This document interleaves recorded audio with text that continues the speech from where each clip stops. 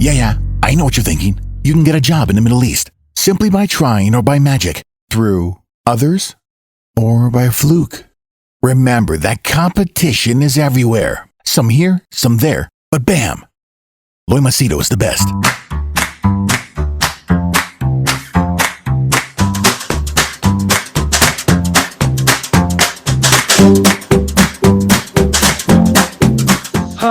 All right.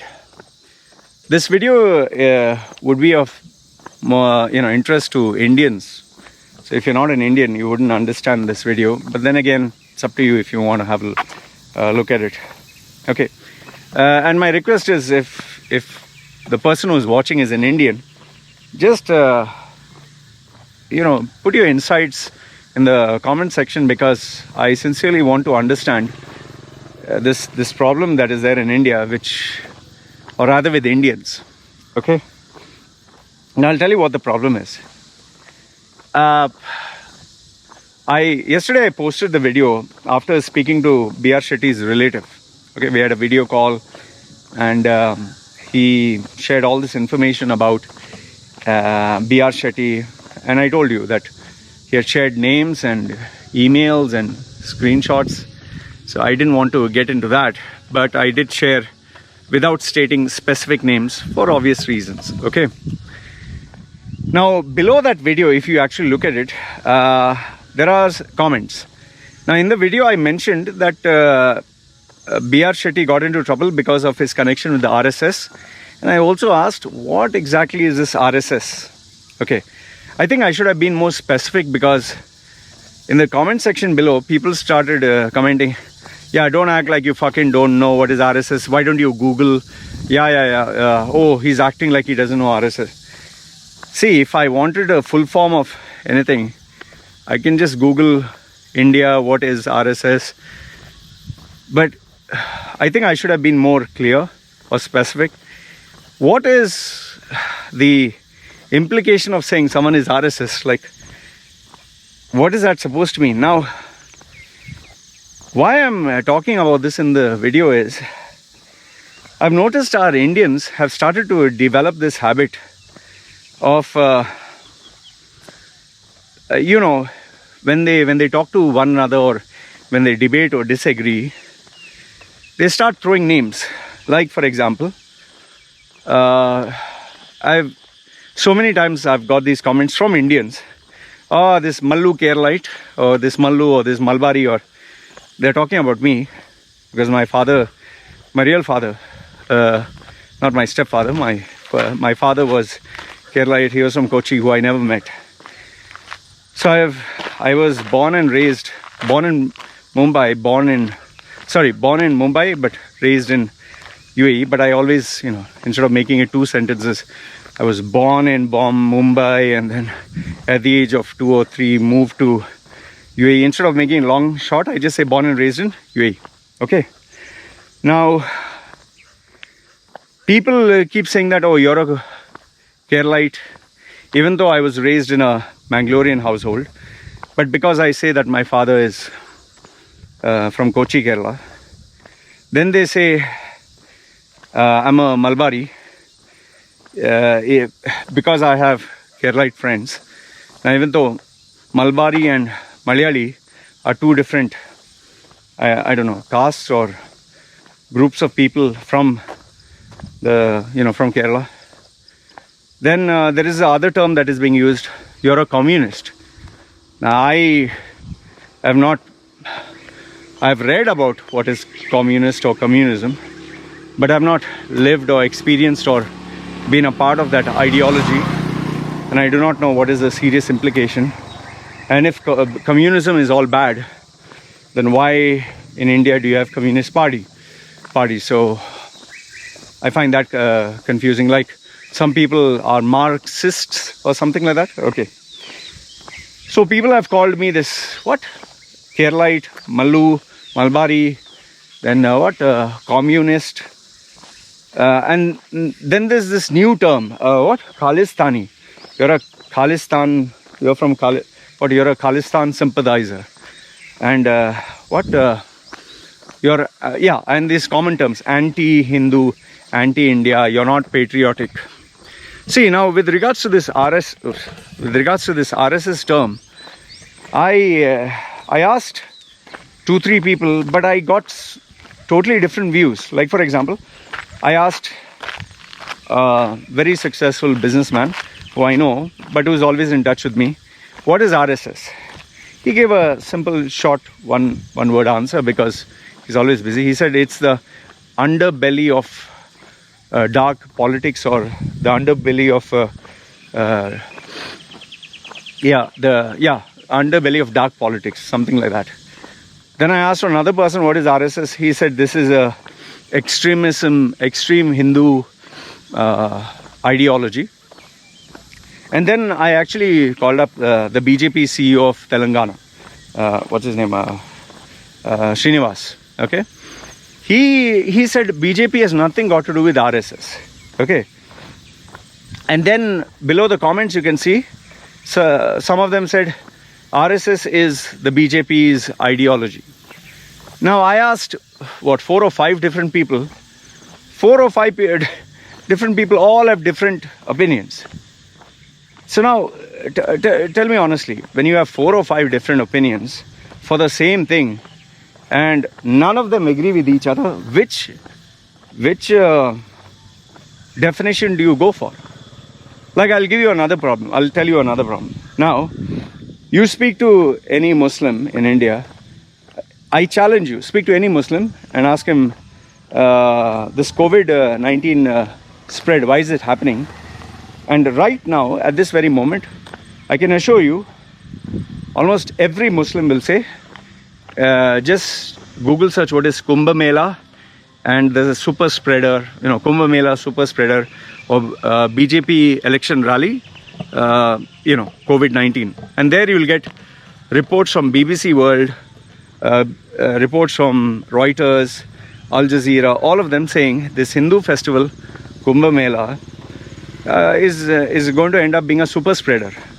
And because of all these Hindu, gatherings and political gatherings, COVID-19 is spreading like crazy. That's why India is now in the red alert list of UK. On the other hand, when I spoke to the BJP guy, okay, he's saying, Loy, what has Kumbh Mela got to do with Delhi or Maharashtra? They're totally apart. And then he said, this is just the Congress, this is just Congress goons and the IT cells and fake news channels and the media narrative and leftists and Khalistan. And so I got that answer from him. Now, you understand what my confusion is? And I'm not saying it's only Muslims who are saying that Kumbh Mela or BJP. There are so many Hindus, Indians, who do not approve of Modi or the BJP. They also state that the Prime Minister has failed. But now if you speak to the BJP guy or BJP supporters, they will say, how can Modi force anyone to put a mask? How can Modi force COVID from spreading? You don't follow rules, it will break. But then if you ask him about the election rally, he said, social distancing is practiced over there. It's just that some other mad people, when they start screaming and shouting and supporting, you can't control them. So you understand what my confusion is.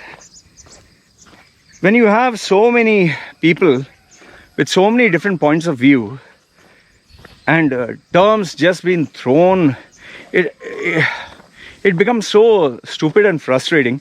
If you try to debate with someone, or you talk to someone, or you try to have a discussion with someone, almost immediately there is a term thrown. You're anti-national, you're anti-Indian, you're anti-Hindu, you're anti-Muslim. I've been called anti-Hindu, anti-Muslim, anti-Indian, anti-Pakistani, auntie and uncle. So by slapping around a term, how is it going to help? And then I got yesterday 20-year-old, some fucking kid, send me a message. Have you been all over India? Have you been to every place in India? Okay. Have you checked each and every Indian state? And the reason for this is because I was talking of the negative aspects about India, rape and corruption, and so the argument was, if you have not been to each and every state of India, each and every place, you cannot say there is rape in India, or India is dirty or filthy, or there is corruption. It's like this 20-year-old has been to every state, every city, every nook and corner of India. Yeah.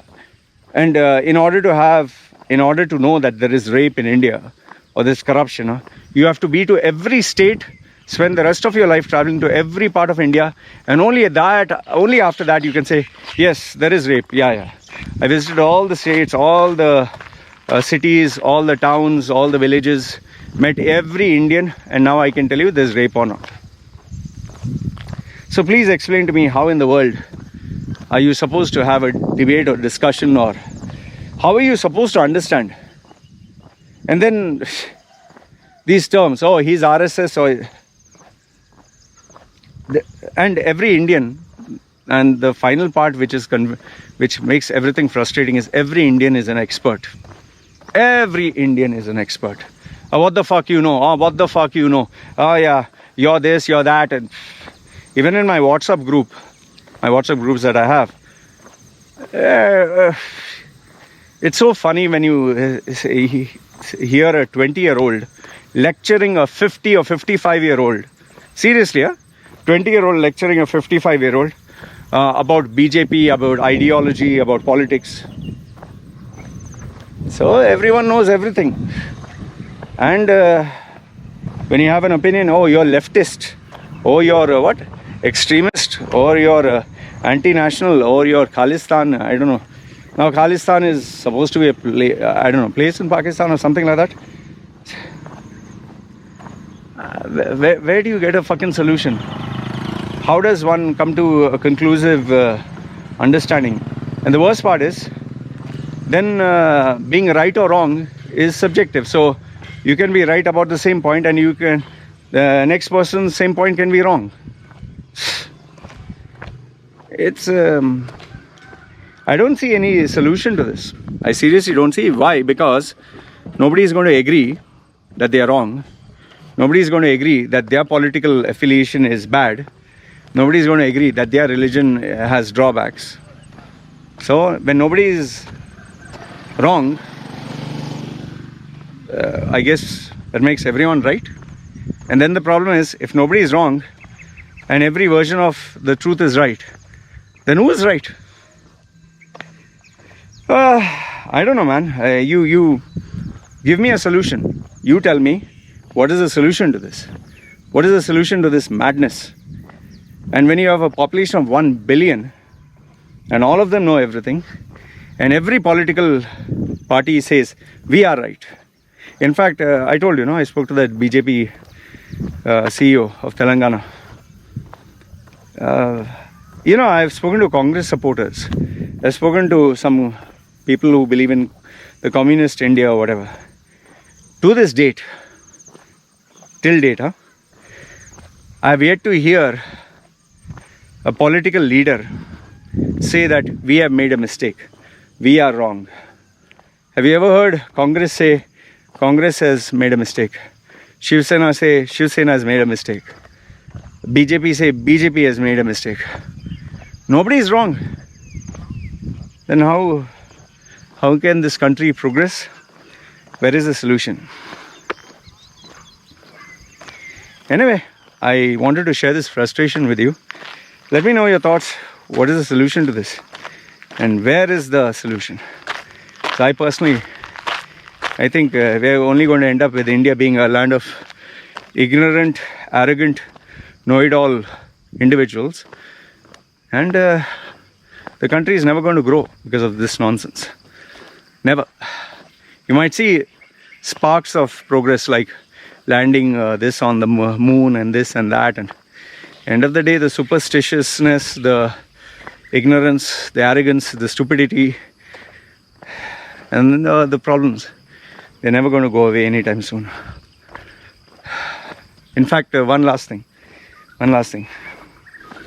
You know, when I spoke about the girl rape and atrocities against women, you'll not believe some of the comments that were there put down below by, no, we are not talking of extremist, outdated, old Indian men.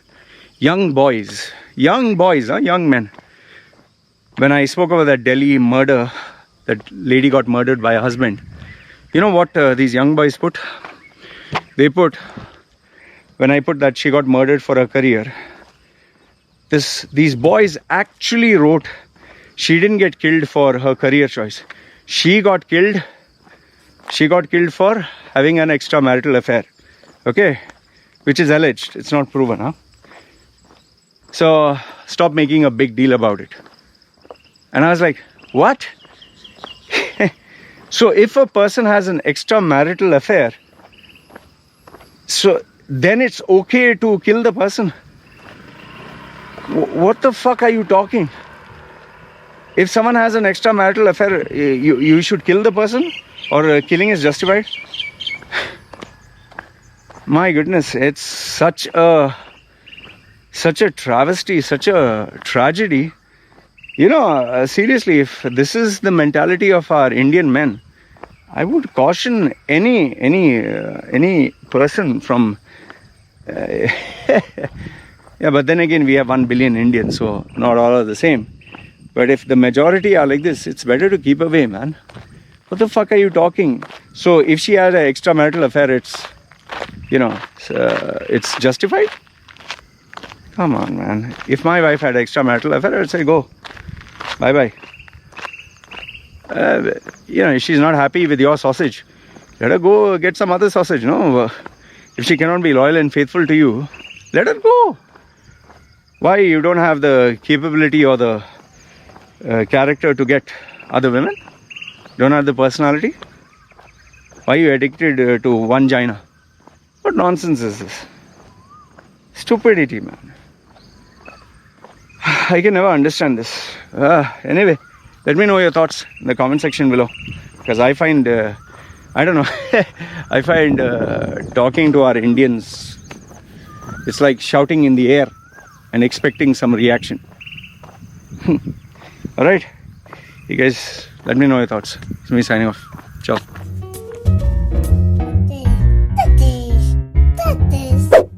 Yeah, I know what you're thinking. You can get a job in the Middle East simply by trying or by magic, through others or by fluke. Remember that competition is everywhere. Some here, some there, but bam! Loy Macedo is the best.